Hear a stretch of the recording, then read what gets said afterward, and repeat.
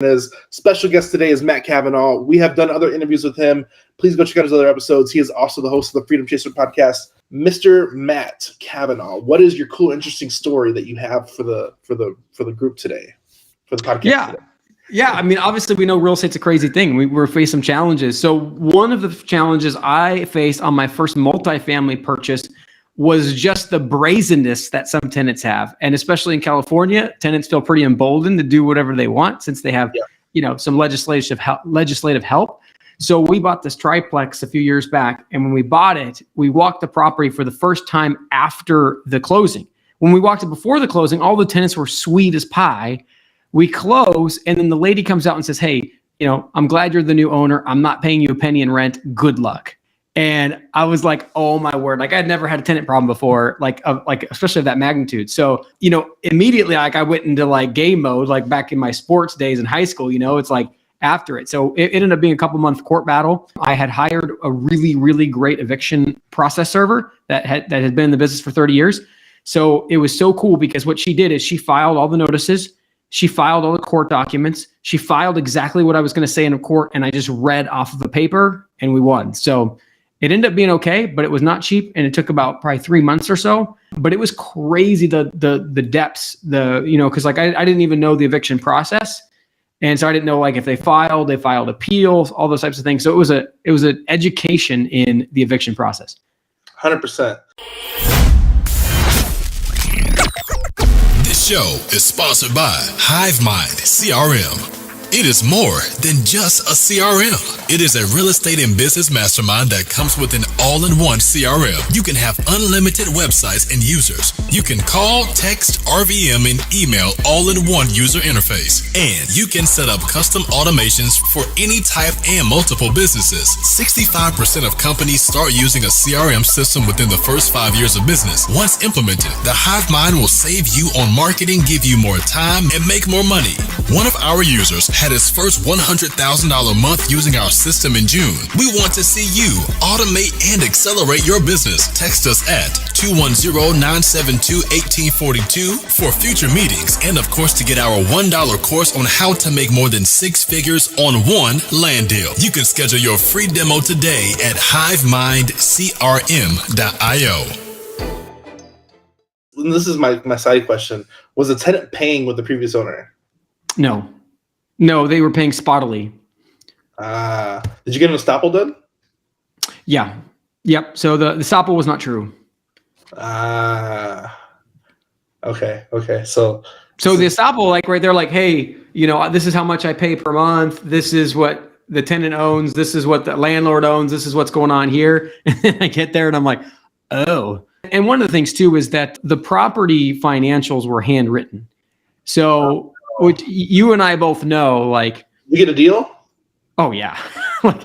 I'm not buying a property with handwritten financials unless if it's way below market value, right? I mean, you probably teach this as well. You need a discount in some way to buy a property. It's either a discount on equity, it's a discount on cash flow. There's some discount. That's so you make money as an investor. So it's okay, well, even if the rent numbers are completely wrong, we have time to evict all the tenants, fill it up with what we know market rates are, and yeah. So there was a discount there. I'm glad you got a discount because that's rule number one. That deal was a story in and of its own right. So that deal, we had listed that property, and so we had recommended a $350 list price, and they wanted to list at $450, and I said it's not going to sell. And they said, well, will you list it for us? And because of the relationship, we were like, yeah, we'll list it for you, but we want to be very clear in writing, it's not selling. It's too high.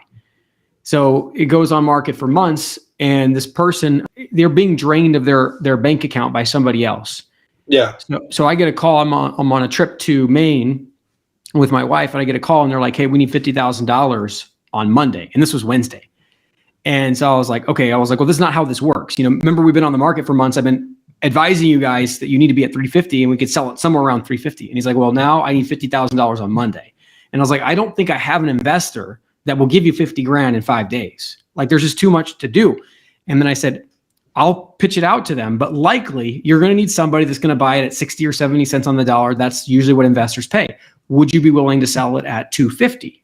If you are, maybe we could find an investor that will go that fast. And they said, if you'll get me $50,000 in 5 days, I'll give it to you at 250. And so I threw it out to my investors. Nobody wanted it. Because I had known the property as an agent, I said, look, I'll be home on Saturday. I'll walk it with my contractor. If we're good, we'll put it in contract and I'll give you the $50,000 on Monday as an early release, non-refundable deposit if you sell it to me at $250. And they did. That is a good investor agent hat switch you did quick right there. Very quick, right? Lots of disclosure, lots of like, hey, I understand that my property is worth way more than $250. Matt is not advising me to sell this property. Matt is no longer my agent. Like a litany of documentation. That was a good little switch right there. You did that perfect timing, man. And that's the type of stuff I like hearing about, because it's one of those things where like agents don't adapt. They lose. They lose big and they miss opportunity. So that's why the question comes. Like, you probably heard this question a million times. Should I be an agent or investor? Or if I'm an investor, should I get my agent license? My answer is always yes. Like, why would you not get your agent license? Most states are, not all, most states are pretty cool with you doing both, as long as disclosure is very, very good, very clean. And then you get the benefit of these types of situations. So I'm not an agent and my partner's not an agent. And the reason why we do it is because this came up last week, and this is a perfect example for this. So we're calling about this property, and he's like, you don't have, are you the investor? Like, are you an agent? Like, no, we're developers. We buy big land all over the city. He's like, oh, so you don't have an agent? You don't have an agent representing you? I'm like, yeah, I know a bunch of agents, but I mean, we just call direct. He's like, I'll be your buyer's agent too. And he's like, you know what? I didn't even think about that. I would love for you to be my buyer's agent. And he's like he just got all happy.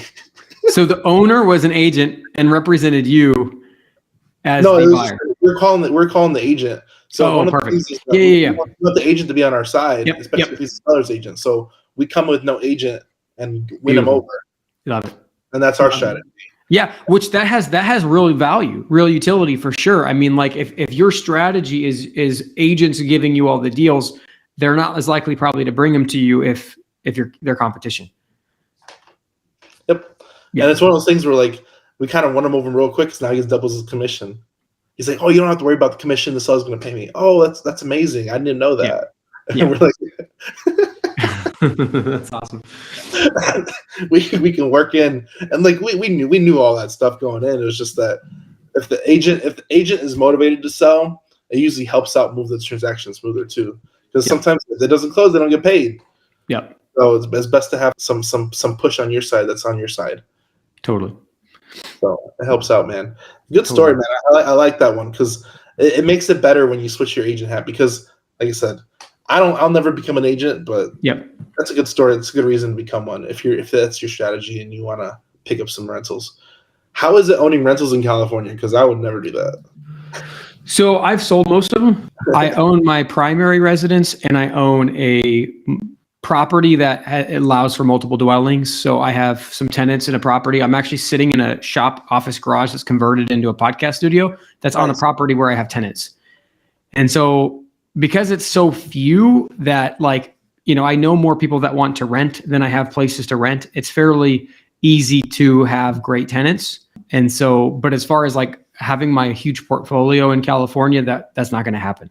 So most of my holdings are out of state. No, that's good. That's good. Yeah, I wouldn't. California is a whole nother beast, and like I always feel bad for like I can't. All these investors want to get stuff here in California. I'm like, just don't do it here. Just go do it somewhere else. The show is sponsored by The List Guys. Do you need more leads in your local or virtual market? 1 in 10 small businesses don't invest in any kind of marketing. The List Guys have over 35 plus list types to choose from, and you can mix and match any list or criteria.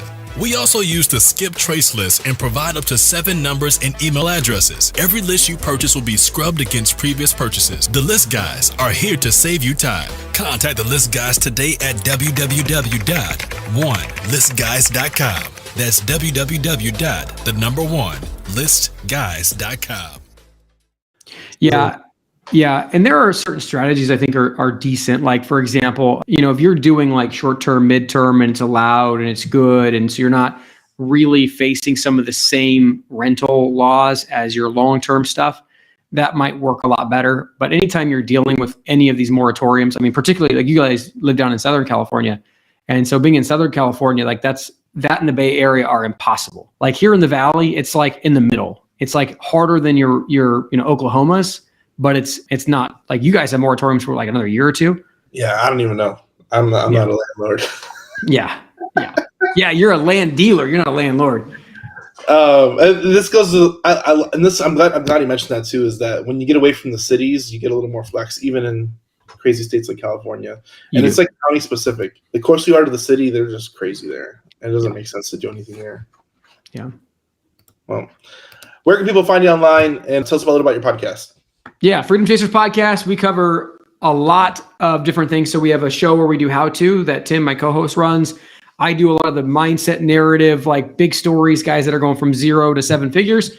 Freedom Chasers Podcast. You can find us on Apple Podcasts. You can find us on YouTube. And our link tree is linktree-Freedom Chasers Podcast. So any one of those will work great. Go check out his episode. We're on the podcast. Anthony's going to get on soon, hopefully. Go check it out. A lot of good information. Freedom Chasers Podcast. We'll see you in the next episode. Thanks, Matt, for coming on. Thank you, guys. Yep. Hey, guys. If you would like to receive hot leads right to your cell phone in a text message, check out hiveleads.io, and you can receive the same leads we've been receiving in our campaign for 3.5 years that's made us successful in the land game. Check us out. For everybody out there trying to make it, sometimes to reinvest your profits, sometimes to do things you don't want to do, but it'll all lead to something better, and it's just doing the hard things up front